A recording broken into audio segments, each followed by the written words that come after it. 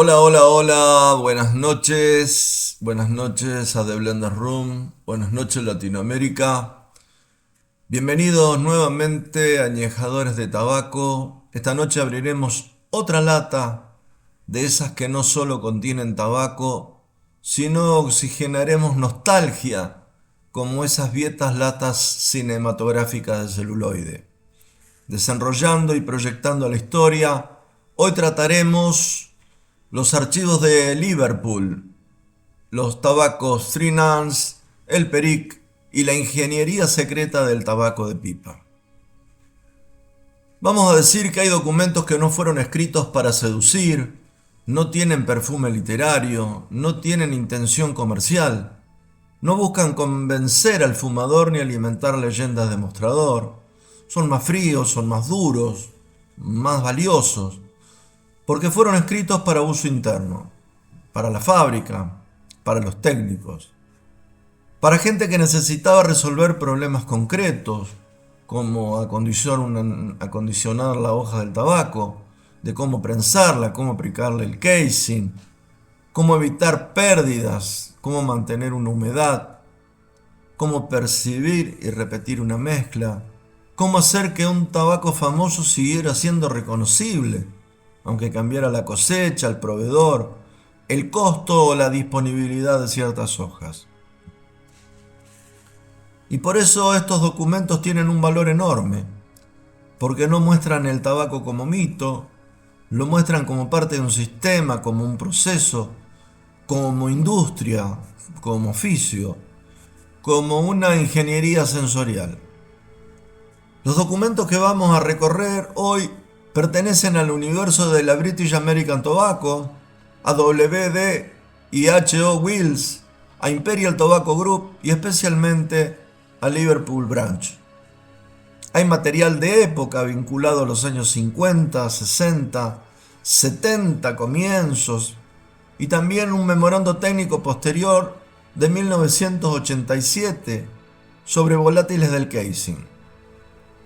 El núcleo histórico está en los procesos industriales de Liverpool Branch y en la fabricación de tabacos de pipa como Three Nuns, Saint Bruno, Gold Black, Capstan y otros. Pero el centro de esta investigación es Three Nuns. Y lo primero que hay que decir, sin adornos, es esto. Three Nuns no aparece en estos documentos como una simple mezcla, aparece en sí como una construcción, una arquitectura industrial, un tabaco armado por partes, un sistema de hojas, humedad, presión, casing, reposo, spinning, corte, secado y empaque. Esto es lo verdaderamente revelador que podríamos decir sobre estos documentos. El primer documento sobre manufactura de tabaco de pipa deja claro que la industria no trabajaba solamente con recetas, trabajaba con una continuidad sensorial. Y el problema no era menor. Una marca histórica tenía que seguir siendo la misma para el fumador, aunque las hojas disponibles cambiaran.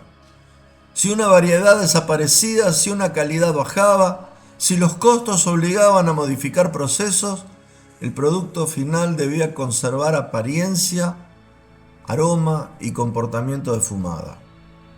Eso aparece como una lógica central, mantener características finales reconocibles. En realidad esto no era romanticismo, era una supervivencia comercial. El documento explica que muchas técnicas antiguas seguían usándose porque los intentos de reemplazarlas alteraban perceptiblemente el carácter del producto.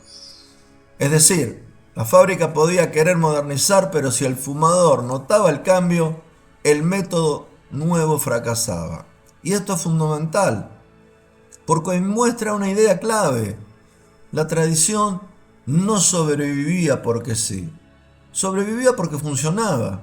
Y cuando la técnica moderna no lograba reproducir el mismo resultado, la fábrica volvía al método viejo. Eso explica por qué muchos procesos de tabaco de pipa conservaron prácticas que parecían arcaicas, como las camas de tabaco en piso, aplicación por capas, bulking prolongado, prensas, vapor, reposos, manipulación manual. En realidad, no era folclore, era el control de un resultado buscado. El documento describe la llegada del tabaco seco, comprimido, muchas veces en grandes bloques. La llegada de la hoja venía quebradiza y para procesarla primero había que devolverle una cierta flexibilidad.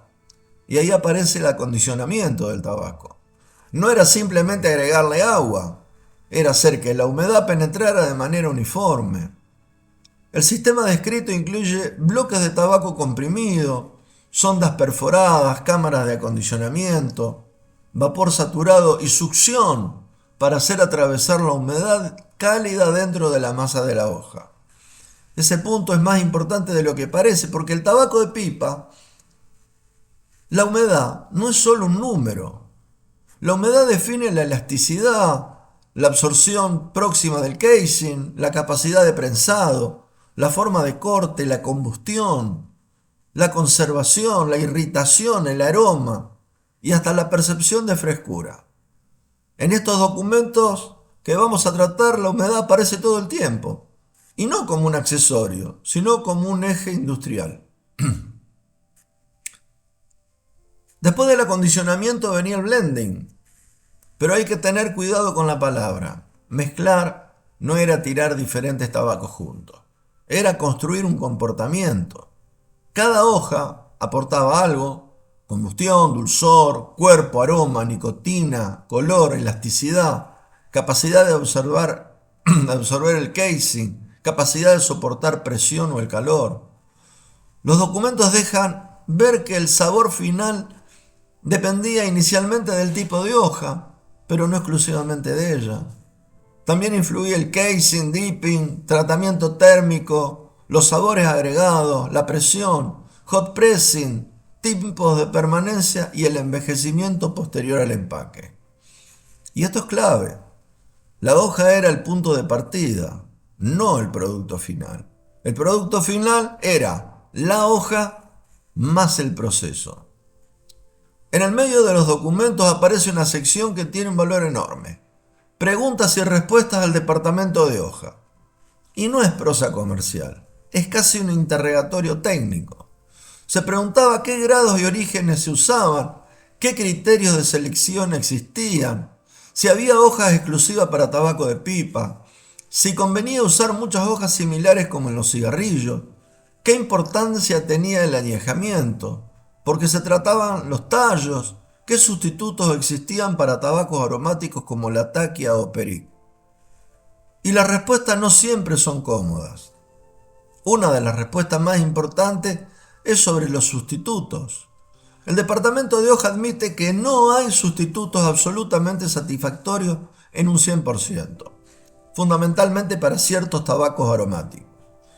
Liverpool Branch más específicamente dice que no conoce sustituto óptimo para la taquia, pero menciona que desde los años 40 se estudiaba esencia con ese aroma, aunque menciona un flavor, un aroma llamado Portai, y señala que sí existe un sustituto Liverpool para perique hecho con Malawi Fire Cured, referido al proceso número 133. Y esto es un dato no menor, es una bomba documental porque confirma dos cosas.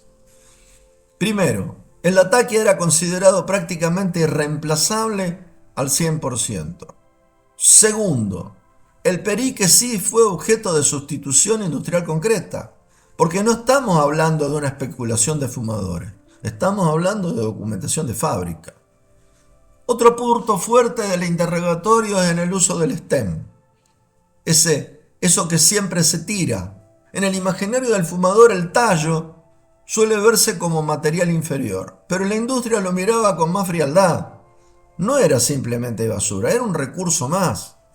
El documento reconoce que los mejores tabacos usaban poco stem, pero también muestra marcas y procesos donde los tallos eran tratados, rolados y hechos escama o hebra y reincorporados en porcentajes concretos. También se plantea que era un área que necesitaba explorarse mucho más. Esto nos revela algo muy importante. La industria no era purista, era realmente y totalmente funcional. Si un tallo tratado no era detectado por el consumidor y ayudaba a la estructura, al costo y a la combustión, podía entrar. Pero sabían que debía tratarse, no era agregar el pedacito de stem crudo. El documento también indica que cuando se usaban tallos, preferentemente debería ser tratado como una escama o como una hebra. Dato importante para cualquier blender artesanal, así como yo. El problema no es solo usar o no usar el stem. El problema es cómo se transforma ese stem para poder usarlo. La combustión también aparece tratada de manera muy técnica. El documento menciona que el tipo de hoja, el casing, la humedad, el procesamiento y los cortes por pulgada afectaban la combustión y el comportamiento de la fumada. También se mencionan agentes de combustión aplicados en casing, el citrato de potasio y otras sales potásicas para ayudar a la combustión, para evitar la formación de esa costra que se suele poner y producir la ceniza blanca o gris.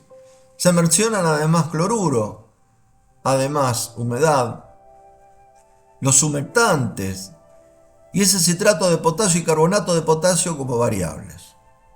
Esto nos muestra una cosa clara.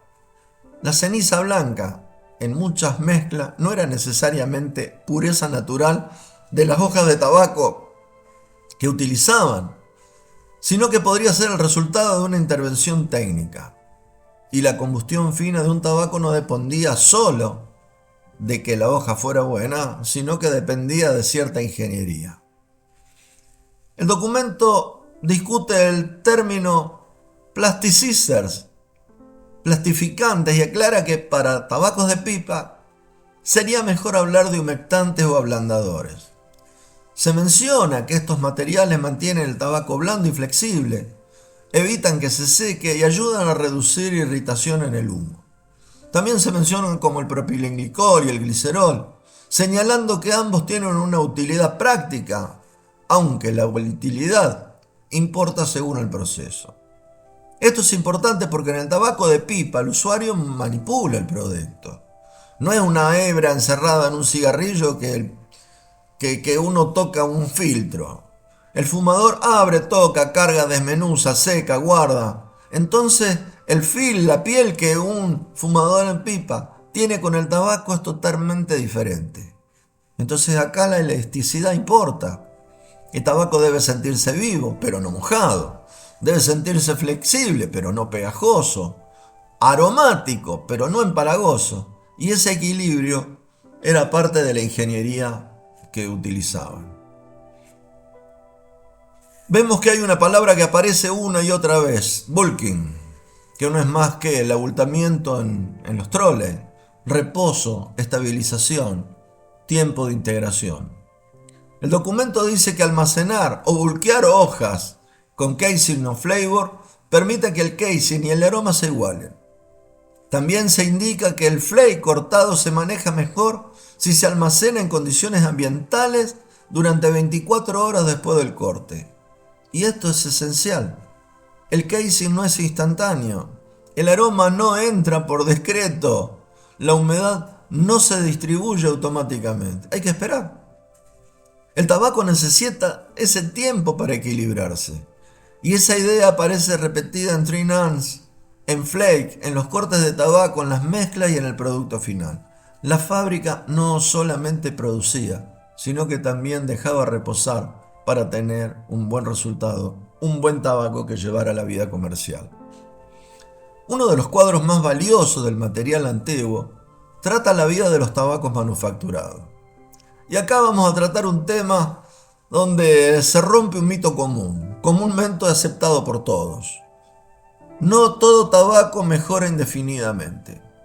El documento indica que algunos tabacos deben fumarse frescos, otros tienen un punto óptimo después de algunos meses, otros desarrollan en nariz ese whiney o esa percepción avinagrada, otros pierden sabor, otros se vuelven menos agradables con el tiempo.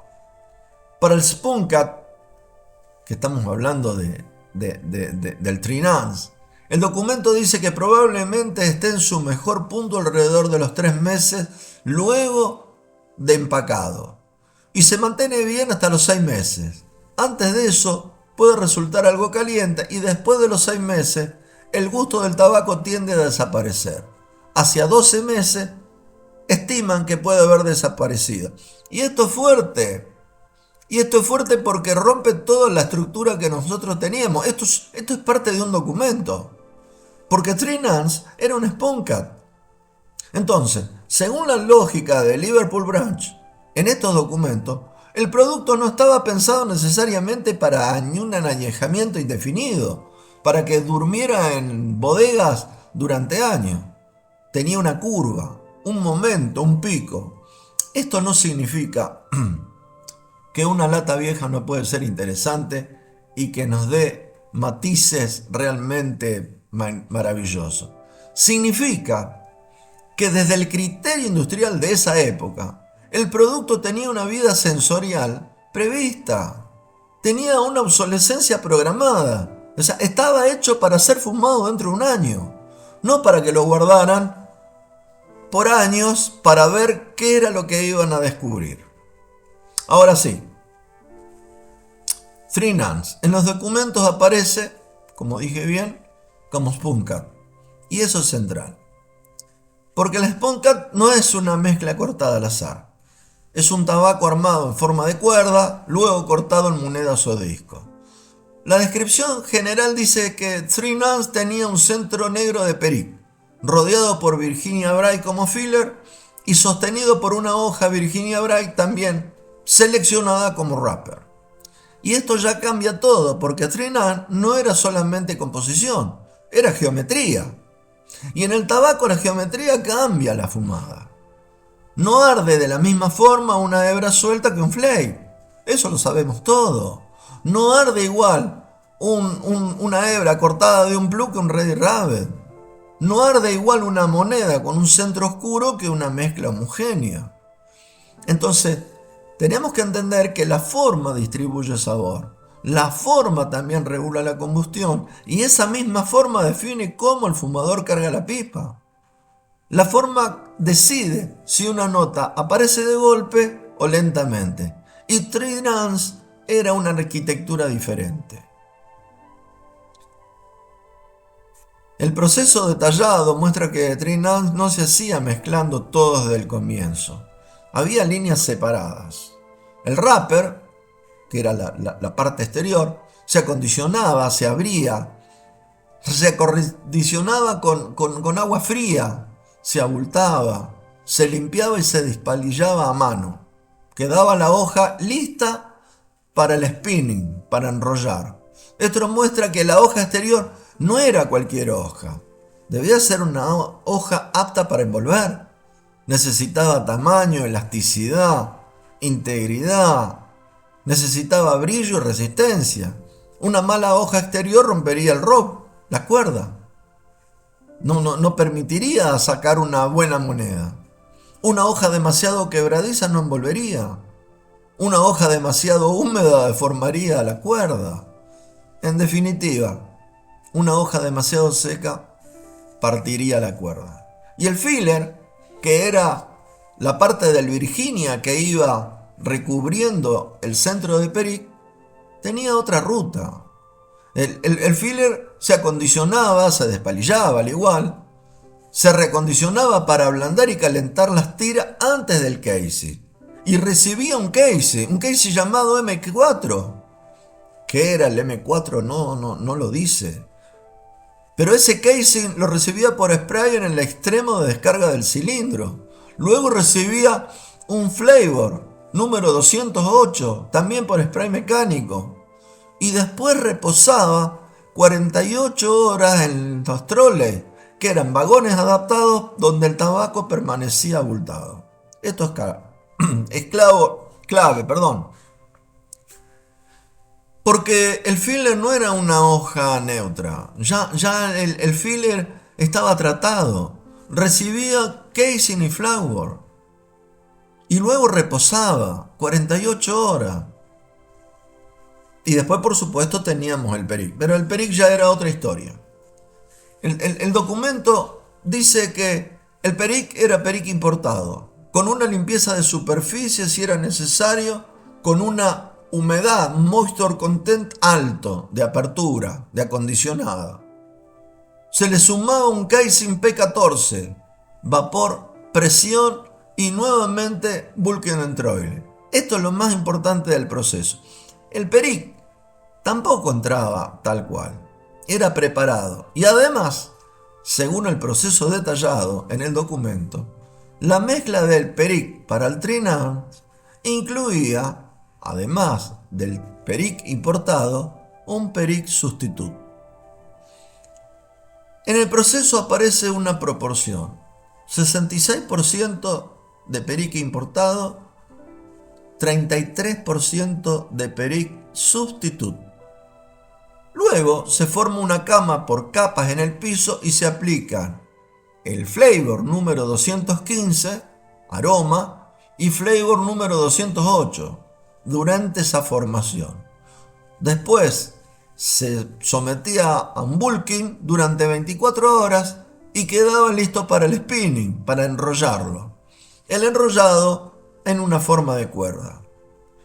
Y esto es una de las revelaciones, porque este dato demuestra que el Peric que utilizaba el tabaco Trinance no era totalmente Peric.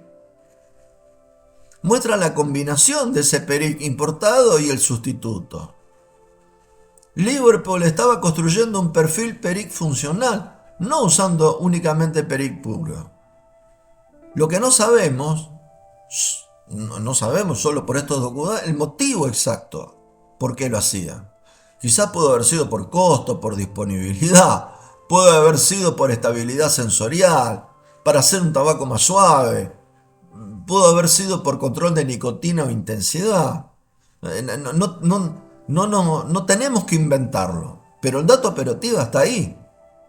O sea, el dato operativo es que utilizaban un 66% de Peric real y un 33% de Peric sustituto, hecho con el Malawi Fire Cured, con un proceso que llamaban proceso número 133. ¿Cuál era el proceso 133? No está detallado. El documento general ya decía que no había un sustituto satisfactorio para el Latakia, pero sí menciona un sustituto Liverpool para el Peric hecho con este Malawi Fire Cured, como dije recién. Luego de este proceso, Trinance muestra que efectivamente, al usar este Peric con el otro Peric, convertía al sustituto en una realidad industrial. Y no era un comentario teórico, era parte del flujo de fabricación. Y esto importa porque Trinance suele ser discutido como si fuera el secreto solo Virginia más Peric, y los documentos muestran algo más complejo. Nos muestran que había un Virginia Wrapper, un Virginia Filler tratado, un Perique importado, un Perique sustituto, un casing, un flavor, un spinning, un bulking, un secado, un empaque hermético.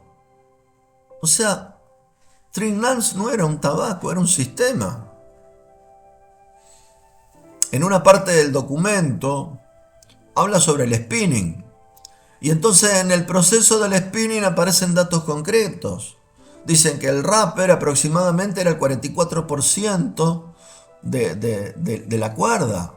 El filler aproximadamente el 31%. Y el Peric ocupaba el 23%. Ahí nos está dando la receta. Pero no la receta de cómo estaba hecho. Nos estaba dando el porcentaje en kilos que tenía el Trinance. Dice que el ROP se hacía en una máquina Andrews Spinning Machine, una máquina que rolaba la mezcla de tabaco, produciendo una cuerda de aproximadamente 7,16 de pulgada de espesor, de 300 pies de largo y 25 libras por bobina. Cada reel se cubría con polietileno y se cargaba en el trole. Entonces, vamos a ver. 7,16 son aproximadamente 11 milímetros. 11 milímetros con una décima, ¿no? En tabaco dejemos 11 milímetros. 300 pies son unos 91 metros. Y 25 libras son unos 11 kilos. No era un rob artesanal pequeño. Era producción continua industrial. Luego se mantenía en bulking para ayudar a que esta cuerda se consolidara.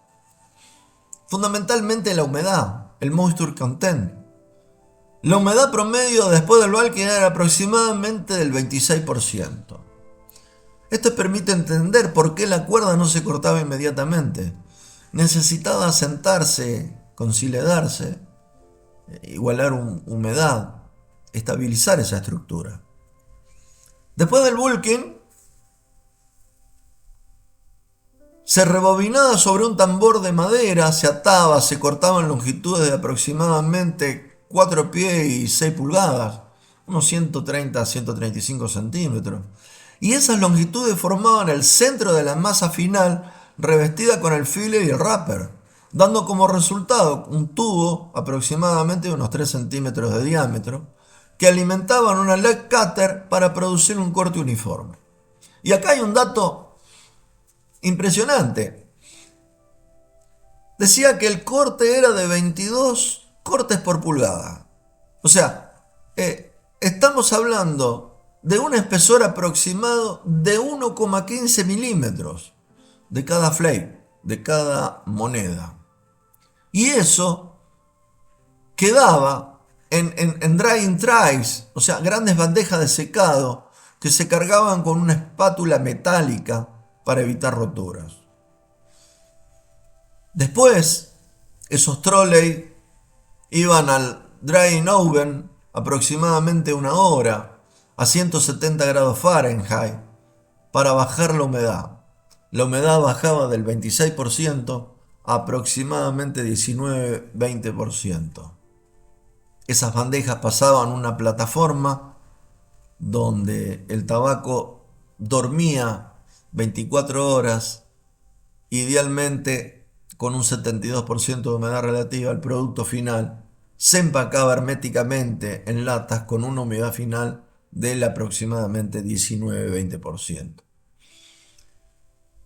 Esto nos muestra que una precisión enorme. Three Nance no era solo un rob cortado, era spinning, bulking 48 horas, rebobinado, corte, secado, enfriado, nuevamente bulking 24 horas, packaging hermético. El producto tenía respiración industrial, no iba directo de la máquina del corte a la lata. Parte del documento también habla específicamente del peric, del peric real. Y entonces dice que el peric empezaba en Nueva Orleans, Mardi Gras, Jazz, French Quarter, Bourbon Street, Mississippi. Y desde ahí conecta W, D y H.O. Wills con el perique usando especialmente en Bell's Three Nance. El texto dice que el perique ofrece un humo altamente aromático y distintivo, demandado por conocedores, usado en pequeñas cantidades en cigarrillos y cigarros de alta calidad en algunos países. Pero en Reino Unido se usaba en tabacos de pipa, notablemente en Bell's Three Nance. Luego viene, dentro del documento, que es muy extenso, la evidencia histórica sobre el origen del perique, que si bien es escasa y hay mucha parte de nostalgia, no lo presenta con una certeza absoluta. Menciona leyendas como sobre los indios Choctaw y Choctaw, pero dice que es más probable que el perique haya llegado a Luisiana desde el Caribe con colonos españoles. También menciona su semejanza con el andullo dominicano y tabacos costeros de Puerto Rico. Y este punto me parece que no hay que dejarlo de lado. Es un punto enorme porque conecta al perique con el andullo. Y no como ocurrencia moderna, sino como observación en un documento industrial, un documento de fábrica. El documento también dice que en la década de 1820 un joven acadio, Pierre Chenet, Curó el tabaco local dejándolo fermentar en sus propios jugos bajo gran presión. Ese proceso habría dado origen al peric preparado y el método básico de fermentación por presión seguía utilizándose hasta hoy en día. Eso muestra la esencia técnica. El peric no solamente era un tabaco añejado, era un tabaco fermentado bajo presión y humedad elevada. Todos conocemos o hemos escuchado bastante sobre peric. El documento no habla de magia, habla de jugos propios, de presión, de tiempo, de control. También describe la producción, que era muy pequeña y controlada. Aproximadamente habla de 25 familias francófonas que cultivaban y fabricaban el peric. Que los actores o los dealers adelantaban dinero al agricultor para cubrir los costos altos y existía un acuerdo de caballeros, por supuesto, un acuerdo tácito. El agricultor vendía su cosecha a quien lo financió y el dealer compraba toda esa cosecha. También dice que por estructura no había mercados de subasta, como sí había en Estados Unidos mercados de subasta de los demás tabacos. Tampoco había controles gubernamentales ni subsidios al tabaco como en otros tabacos de Estados Unidos. Se menciona aproximadamente que había unos 125 acres plantados por año y el rendimiento de unas 1000 libras por acre al momento de venta. Esto muestra que el tabaco peric, el condimento, era un microcosmos, no era un commodity abierto. Era una economía cerrada, artesanal, familiar, financiada y controlada por relaciones de confianza entre el agricultor que lo preparaba y aquel dealer que lo venía a comprar. El documento también indica que las semillas se sembraban en diciembre-enero, que las plántulas se trasplantaban en marzo-abril, que las plantas se despuntaban a 12-14 hojas, que la cosecha se realizaba en junio a julio a mano, que el tabaco se cortaba cerca del suelo, que se dejaba marchitar al sol y luego se llevaba a secaderos ventilados a nivel del piso pero cerrados arriba, que las plantas se colgaban mediante clavos en la base y se dejaban curar al aire entre 8 y 14 días. Después se retiraban las hojas y se golpeaban contra un tronco o un barril para retirar polvillo, suciedad o material extraño. Se humedecían ligeramente, se sacaban las hojas dividiéndolas del tallo principal y se retiraba esa nervadura central.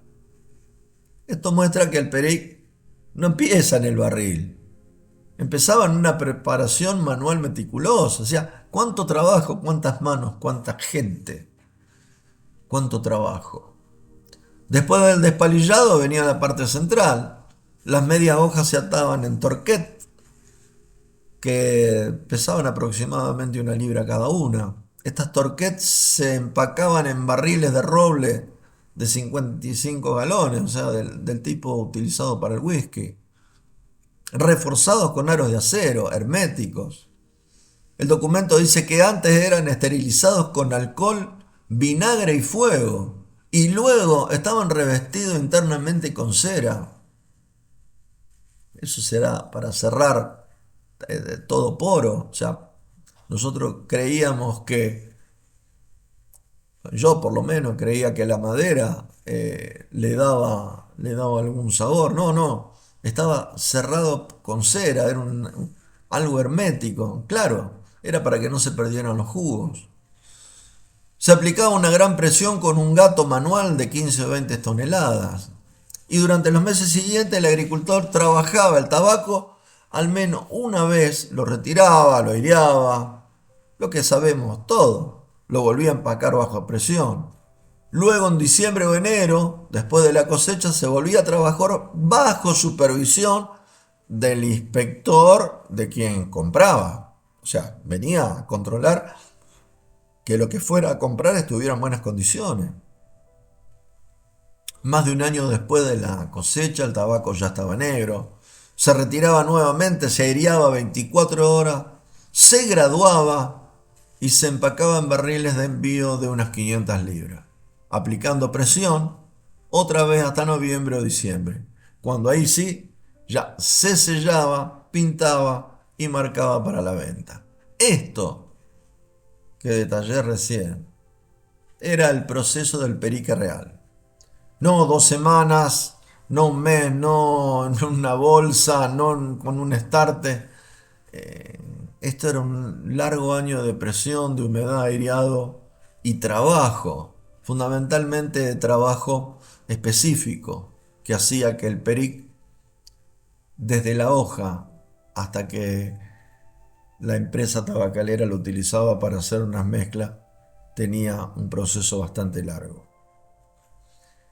El documento también indica que dentro de los barriles la humedad estaba entre el 30 y 40%, por lo que era el peso del contenido. Bajo estas condiciones el tabaco fermentaba en su propio jugo y el líquido formaba una sustancia espesa, similar a la melaza, de alto contenido nicotínico. Y esto es muy importante porque muestra una humedad enorme, pero no libre de control. 30-40% en barril con presión, anaerobiosis parcial, podemos decir, retrabajos y manejo, no es simplemente mojar tabaco y dejarlo. Es una matriz de trabajo fermentado y controlado. Entonces, todo lo que este documento nos trae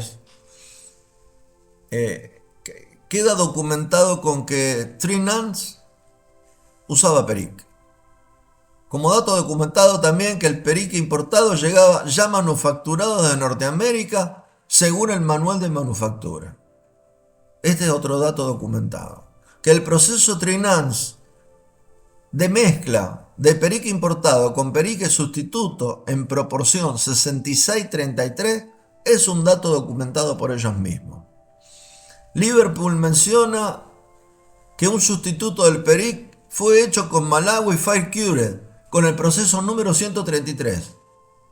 Eso fue documentado. No dice cuál era el proceso 133. Pero lo que no está documentado en nuestro fragmento es lo que dije recién. La fórmula completa del proceso número 133.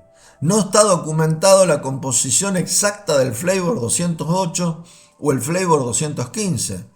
No está documentado la identidad química de Nolan, Celando, Pittman o Coates. Por lo tanto, no se puede reconstruir la fórmula aromática exacta, pero sí se puede reconstruir la arquitectura industrial. Y esto me parece, queridos añejadores de tabaco, ya es mucho. El memorando de 1987 tiene otro carácter. No es histórico romántico, es técnico contable. Liverpool Branch tenía dificultad para explicar pérdidas durante la manufactura. Se sospechaba que una causa era la diferencia entre la humedad real y la humedad medida, porque la medición no incluía solo agua, sino aguas más volátiles del tabaco, más volátiles del casing. Y esto es extraordinario, porque muestra que una medición de humedad en tabaco de pipa puede estar contaminada por compuestos volátiles no acuosos. Cuando el horno, dentro del horno, pierde peso, no está perdiendo solamente agua, está perdiendo parte del aroma, parte del casing, parte de la identidad que fue hecha.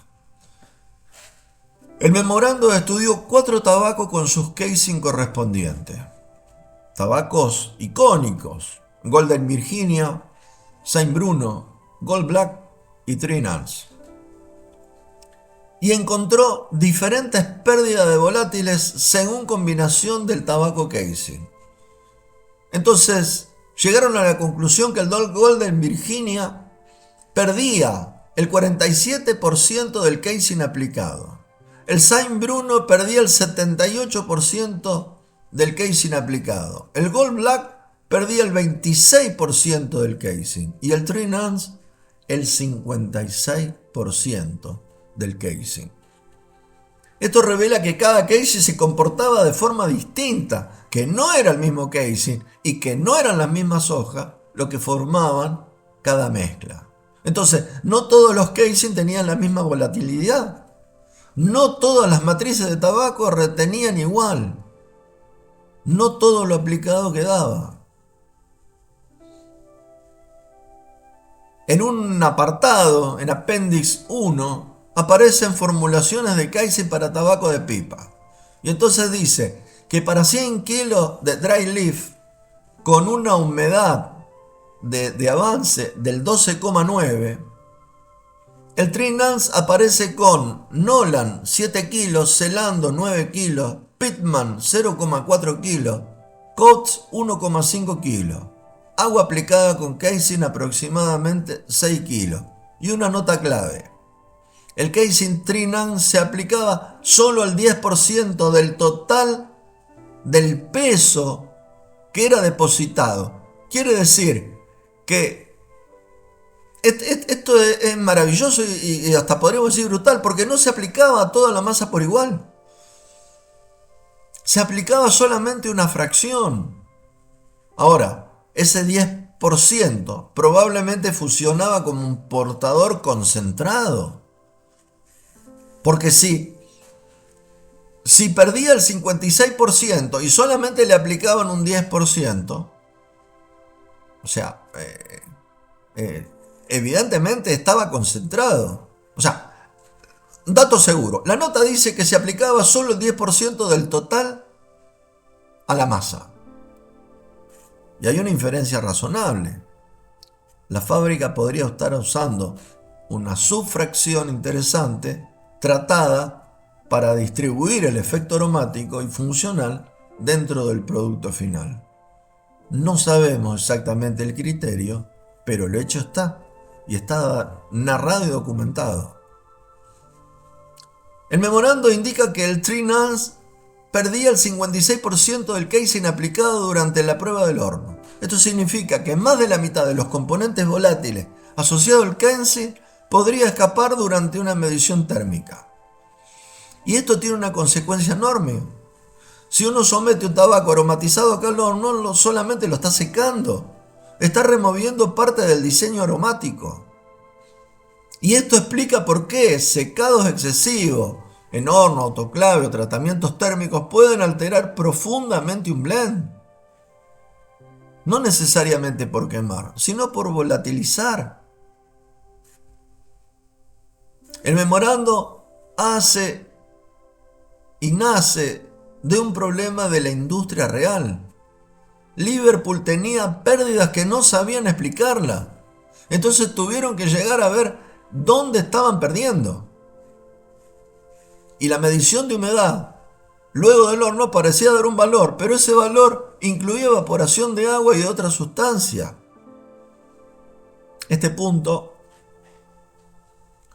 debería ser central para cualquier blender, master blender, que quiera tratar estos temas seriamente.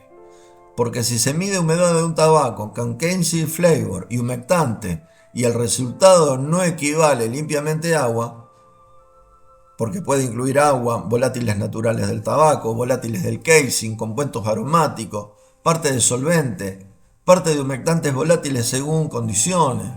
Entonces la lectura de humedad no es tan simple. Y esto explica por qué una fábrica grande necesita muchas correcciones. El memorando dice que los factores de corrección parecen aplicarse tanto al quick oven, o sea, un test rápido de 4 horas de medición rápida a una temperatura de 110 grados. Ahora bien, el estándar de la British American Tobacco, del Oven Test, es de 15 horas a 100 grados. Esto explica que la pérdida no era un accidente menor de una prueba, era sistemática y además era medible. La fábrica intentaba cuantificar lo que se le iba con el calor, porque se le iba dinero. Uniendo todos los documentos y analizándolos en conjunto, aparece una imagen mucho más seria que la leyenda comercial. Entonces podemos decir que Three Nuns era una Spoon Cat con estructura de Roper Filler y un centro oscuro, con perique importado, pero también con sustituto de perique, con un casing aplicado a una fracción específica, con flavor internos identificados por número, con humedad controlada en cada etapa, con un bulking repetido, con un ROP industrial de 716 en el centro, con bobinas de 300 pies, con corte de 22 partes por pulgada, o sea, flake de 1,15 milímetros de espesor, que luego fueron secados a 170 grados Fahrenheit, con una humedad final del 19 al 20% y con un empaque hermético. Y esto no es una receta. Esto es ingeniería completa. Es ingeniería. Hay cosas que los documentos no permiten afirmar. Todo lo que demuestran es que está todo codificado. No se puede decir cuál era exactamente el sabor químico del Nolan, Celando, Pitman o Coates. No se puede decir la forma exacta del flavor 208 o 215. No se puede decir que Three Nuns tenía el porcentaje exacto de Virginia Red de tal variedad de algún Virginia moderno equivalente. No se puede afirmar que el sustituto de Perique se usaba solo por costo. No se puede afirmar que el Perique sustituto era organolópticamente idéntico al Perique. No se puede afirmar que todo el Three Nuns histórico de todas las épocas tuvo siempre la misma composición. Si dijéramos eso, estaríamos inventando. Y la idea no es inventar nada. Es tratar de comentar y de traer ante ustedes la realidad de estos documentos. Lo que sí se puede afirmar es que todos estos documentos de Liverpool Branch, Three Nuns, aparece como un producto industrial complejo, con estructura, procesos y componentes claramente diferentes. Lo asombroso de todo lo aquí expuesto no es solamente que Three Nuns tuviera Perique. Eso ya se sabía. Lo asombroso es que en el documento muestra una fábrica pensando el tabaco como una maquinaria de variables. Variables de humedad, de presión, de casing, aroma, reposo, de corte, de forma, de empaque, de pérdida por volatilidad, de corrección de humedad, de sustituto, de tratamiento de stem, de perique importado, de perique reconstituido, de un lataque irreemplazable. Esto es lo potente. Porque derrumba la fantasía simple de una receta secreta. Amigos, no había una sola llave, había un sistema de llaves. Para mí fundamentalmente, y estimo que también para quien llegue a escuchar esto, estos documentos importan porque enseñan algo fundamental. Enseñan el método. No dan todo, pero enseñan cómo pensaba la industria tabacalera el siglo pasado. Y eso para mí vale más que una fórmula incompleta. Muestran que una mezcla seria no nace de sumar porcentaje. Nace de responderse preguntas. ¿Qué función cumple cada hoja? ¿Qué humedad necesita cada etapa? ¿Qué se aplica a la masa del cuerpo y qué a una parte o una fracción? ¿Qué parte necesita reposo? ¿Qué parte debe cortarse antes o después? ¿Qué se pierde con calor? ¿Qué se gana con presión? ¿Qué cambia con el empaque? ¿Qué edad óptima tiene el producto? ¿Qué variable afecta la mordida, la combustión, el aroma y el cuerpo? Este es el verdadero aprendizaje, fundamentalmente para mí. Y espero que para todos ustedes también. Entonces, después de recorrer estos archivos, queda una sensación rara. Porque uno entra buscando misterios, sobre todo la magia de una receta, y sale encontrando una fábrica. Yo entré buscando el secreto de Three Nuns y salí entendiendo que el secreto no era una sola cosa. Era una cadena, una secuencia, una forma de pensar. Liverpool Branch no estaba simplemente mezclando tabaco. Estaba domesticando variables. La hoja llegaba seca, la humedad lo volvía flexible, el casing lo hacía funcional, el flavor lo orientaba, el bulking lo integraba. La presión lo oscurecía, el spinning lo convertía en arquitectura, el corte lo volvía fumable, el secado lo estabilizaba, el empaque la encerraba en su momento justo y el fumador al abrir la lata no veía nada de eso. Solamente veía monedas, simples monedas de tabaco. Veía y percibía aromas. Quizás veía e imaginaba tradición. Pero detrás de esa tradición había números.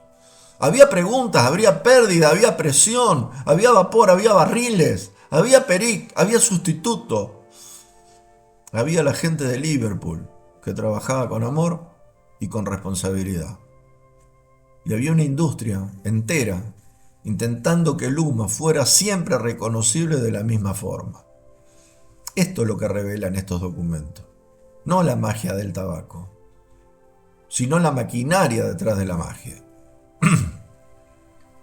Y quizás ahí esté la verdadera revelación de estos documentos. No en la receta, no en el nombre de una hoja, no en una fórmula secreta escondida detrás de una puerta cerrada, sino en entender en que cada gran tabaco fue, antes que una lata en un estanco, antes que una lata abierta por un fumador de pipa, una desarrollada y perfecta decisión. Una hoja elegida, una humedad medida, una presión aplicada, un descanso respetado, un aroma que entró lentamente en la fibra, un fuego que no debió apurarse, un corte que tenía que caer justo, una espera, y después otra espera y otra más. Porque el tabaco no obedece al impaciente. El tabaco responde al que observa. Aquel viejo Liverpool Branch industrial, con sus máquinas, sus prensas, sus barriles y sus hojas de proceso, no fabricaba solamente un producto que se hiciera humo. Fabricaba memoria. Y hoy, décadas después, estos papeles vuelven a respirar, no como reliquias muertas, sino como advertencia, como una brújula, como prueba de que detrás de cada tabaco memorable hubo método, error, paciencia y una obsesión casi silenciosa por hacer que una mezcla tuviera alma. Eso es lo que queda cuando se apaga la última pipa, cuando se termina el último pellizco de tabaco. No queda el humo, queda la búsqueda, queda la nostalgia y se intenta imaginar. Y uno intenta imaginar la maquinaria detrás de la magia. Y acá es donde todo esto deja de ser historia y se convierte en oficio. Queridos añejadores de tabaco, yo no estudio estos documentos para copiar una marca antigua. No los leo para disfrazarme de fábrica inglesa ni para vender nostalgia en una lata moderna. Los estudio porque cada página me enseña una forma de pensar diferente. Me enseña que una mezcla no nace cuando junto tabacos. No nace haciendo una ensalada y colocando un aliño específico. Nace mucho antes. Cuando decido qué función cumple cada hoja, cuando separo lo que aporta dulzor de lo que aporta cuerpo, lo que aporta combustión de lo que aporta aroma, lo que debe prensarse de lo que debe dejarse respirar, lo que debe recibir casing de lo que debe quedar limpio, lo que necesita calor de lo que necesita descanso. En Marró Tabaco, en mi emprendimiento, estos conocimientos adquiridos los transformo en criterio. Si uso presión no la uso como un peso muerto, la uso como herramienta de integración. Si uso humedad no la uso como agua agregada, la trato como un vehículo de transformación. Si aplico un casing no pienso solo en sabor, pienso en la absorción, la volatilidad, la combustión, la mordida y la permanencia. Si dejo reposar un tabaco no es demora, es parte del proceso. Si corto un flake, una moneda, una hebra, entiendo que la geometría también fuma. Y si una mezcla llega al fumador, quiero que llegue con algo más que aroma. Quiero que llegue con intención, con estudio, con trabajo, con una determinada trazabilidad, con respeto por quienes hicieron grande este oficio antes que nosotros, pero también con la libertad de no imitarlo ciegamente. Yo hago mis propias cosas, porque en MyRod no busco fabricar humo, busco construir una experiencia, mi experiencia. Y en cada investigación, cada documento, cada prueba, cada error y cada loto desarrollado tiene un solo destino: darle a ustedes, fundamentalmente al que fuma el tabaco en pipa, un producto más refinado, más honesto y más pensado. Un tabaco que no sea casualidad, un tabaco que tenga detrás una mano, una cabeza y una búsqueda. Porque cuando uno entiende la maquinaria detrás de la magia, ya no puede volver a mezclar a ciegas.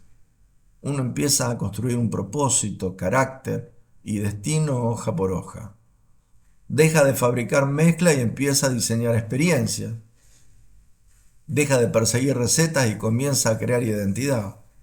Y desde ese momento, cada hoja, cada presión y cada minuto de espera tienen un propósito definido.